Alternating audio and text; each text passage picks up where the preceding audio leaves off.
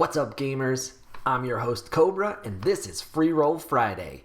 This week, instead of a project breakdown update, we're going to do a mini update on all 6 of our market watch projects. Then I've got a transaction breakdown from Parallel.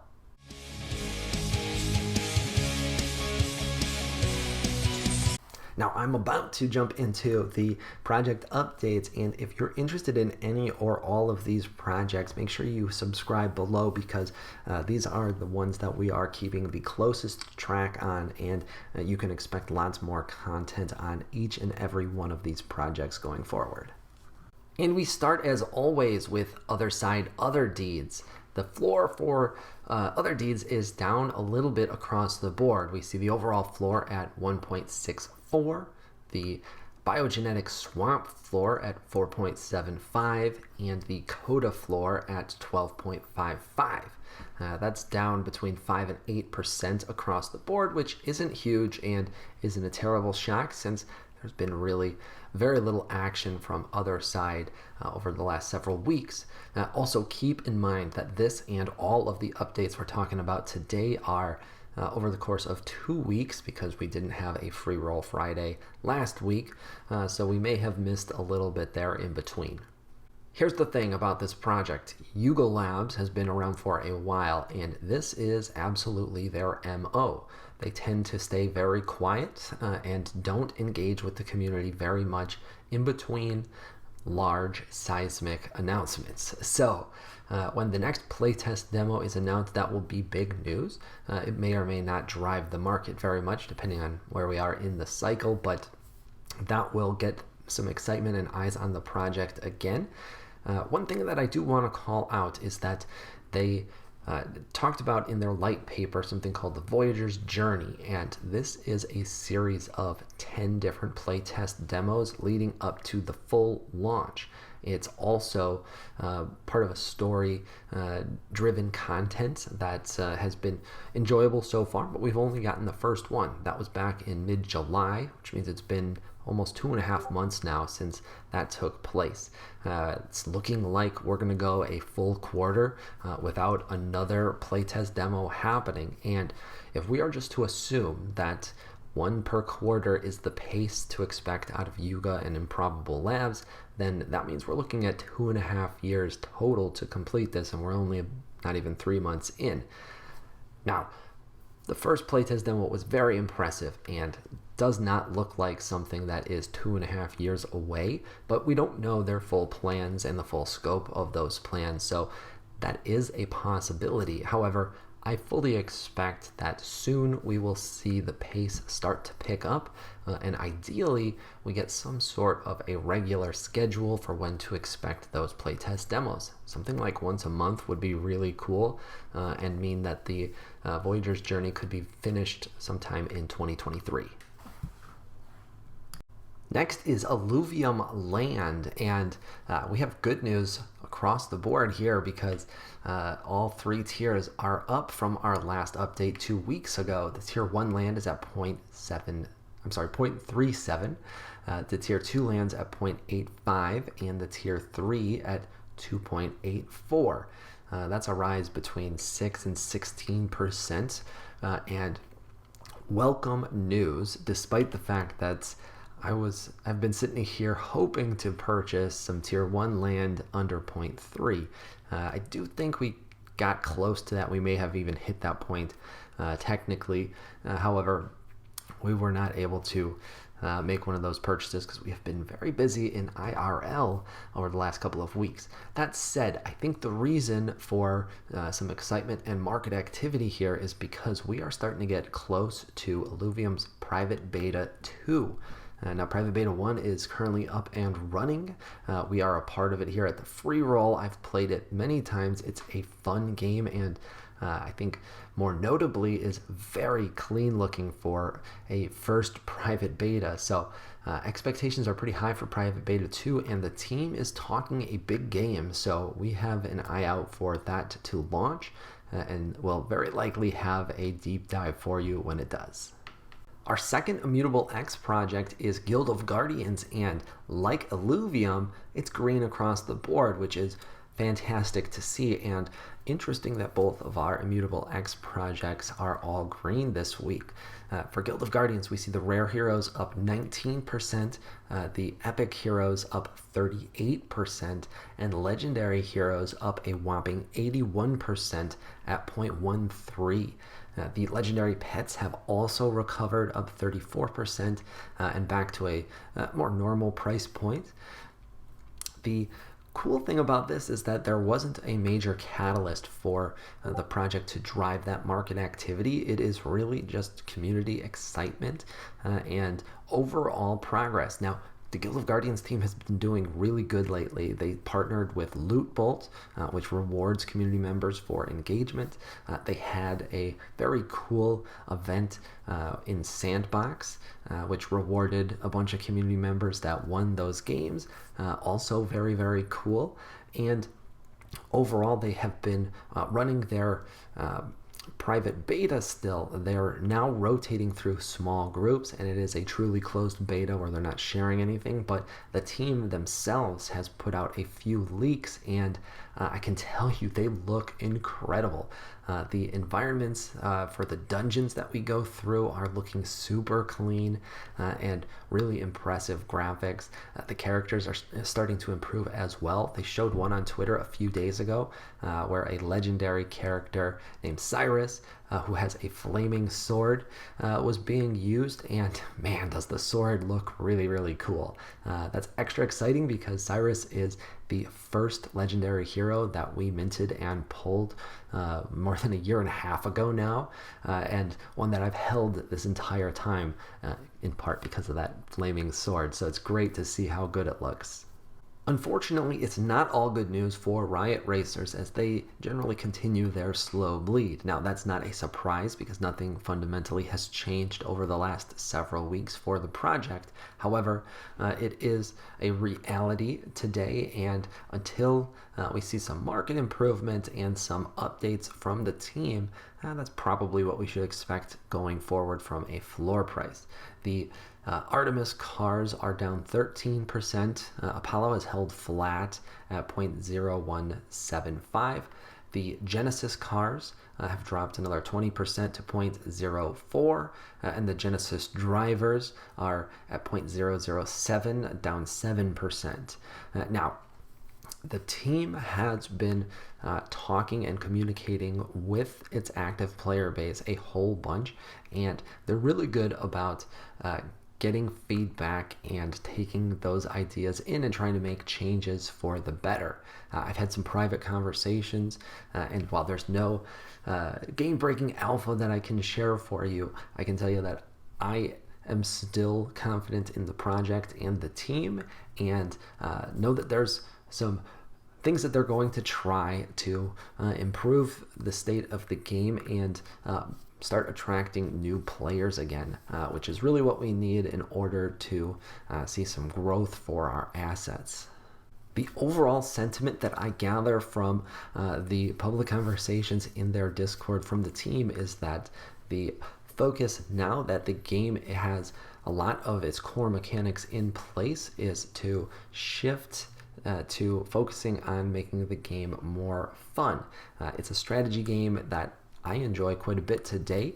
However, there's a lot of work that goes into developing those strategies, and if you're more interested in casual gameplay, it can be difficult to win against the people like myself that are putting in many hours to develop those strategies. So it's that's a bit of a problem for attracting new users. Now, on the other hand, in-game for Riot Racers, things are actually really quite exciting. They're running their Season 2 tournament, or as I'm referring to it as the Season 2 Championship, which has been a whole bunch of fun.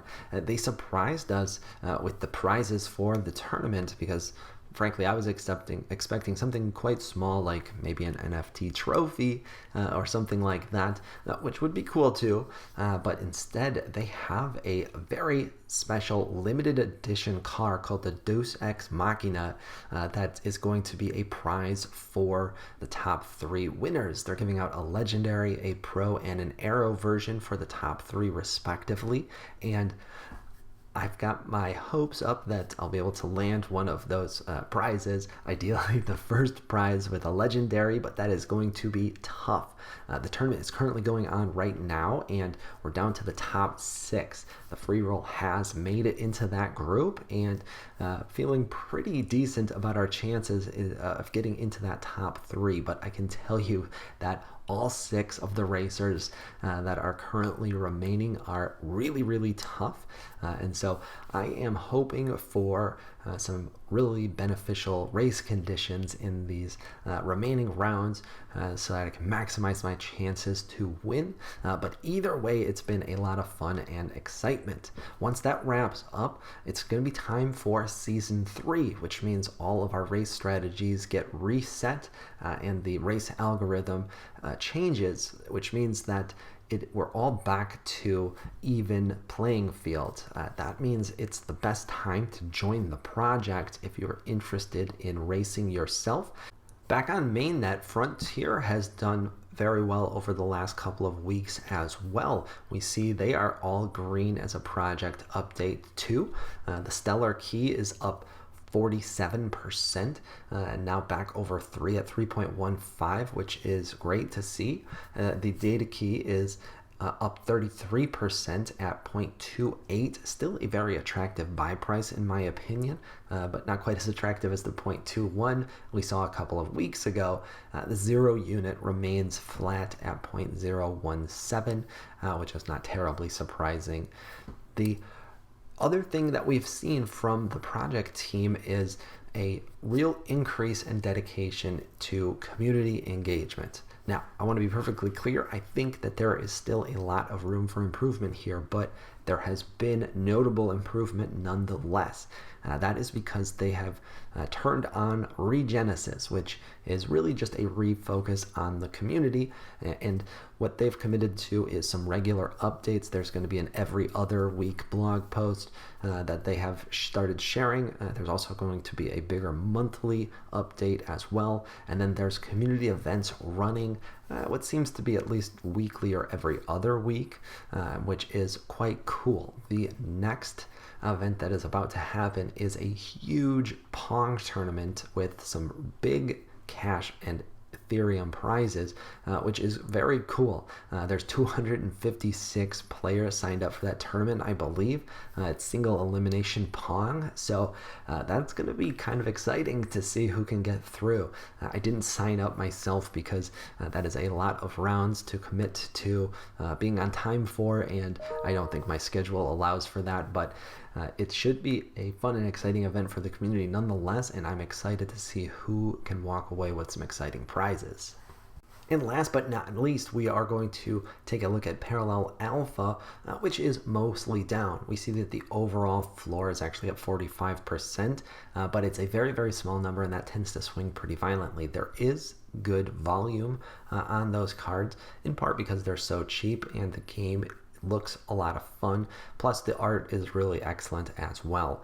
The SE floor, however, is down 27%, and the Prime Key floor is down 6%. We expected those drops because Pack Drop 5 was concluded a couple of weeks ago. It was a big success, but it's more cards in the marketplace. More supply tends to mean that the price drops. That's not true of every single card, of course, and there's a bunch of new ones that are doing decently as well, but overall we do see a decrease in the floor price. That said, things are starting to heat up for Parallel. There's a couple of things going on. Number one, Pack Drop 5 was the second to last. That means somewhere towards the end of the year or very early in 2023, we should expect to see Pack Drop 6, which is going to be the final one for all of the Genesis set. That is exciting because we'll finally see the collection stop increasing, at least for a little while. But the other exciting news is that they have been making good steady progress with their closed beta, and I am hopeful that soon we will get an invite to join that. Currently it is a very small group of core supporters and team members, but from everybody that I know that gets to play the game, I keep hearing about how much fun it is. They've also launched a deck builder competition because they released all of the in-game functions for every card that has been released so far, and that is really cool to see as well. The community is enjoying that contest, and it'll be interesting to see what kind of decks get built, especially from players that haven't had a chance to try the game yet. I also want to give a big shout out to my buddy Brad III, who continues to be the GOAT of ripping parallel packs. He has had tremendous luck in the past, but this most recent backdrop has been quite insane. So he got 3 packs during the main drop, pulled an art card out of one of those packs. That's a 1 of 8 supply NFT, which is worth quite a bit. He sold that and then used a bunch of those profits to purchase additional packs on secondary. Those packs go for quite a premium, so he is feeling quite confident to spend that kind of money on a pack that is quite likely to give value below the mint price, but he managed to pull a masterpiece from one of those packs. This is a beauty. So I am really pumped for Brad. That is a massive pull, and I couldn't be happier because I know he is a big fan of this project and intends to hold that masterpiece at least for the foreseeable future. And that transitions us very nicely into our transaction breakdown for the week, because the transaction is a parallel sale. Now, I mentioned Pack Drop 5 happened a couple of weeks ago, and that it was a big success. It was a success for myself here at the Freeroll because I did get a very lucky pull in one of the packs. I landed the legendary perfect loop called Hijack. Now, what's cool about Hijack? First, it's a universal card, which means it has more utility in-game than many of the other cards in the set. It is also a legendary perfect loop. Perfect loops are animated, which is awesome because the art is already excellent here. So the animation takes it up another level. This one I would suggest is the best piece of art and the best perfect loop in the game. It is very creepy and very cool. The other thing that's great about this card is that it is the bottleneck for the perfect loop set. It is the lowest supply because it is the legendary, and that means that it is going to have the most value out of any of the perfect loops from this set. I chose to sell that one pretty much right away.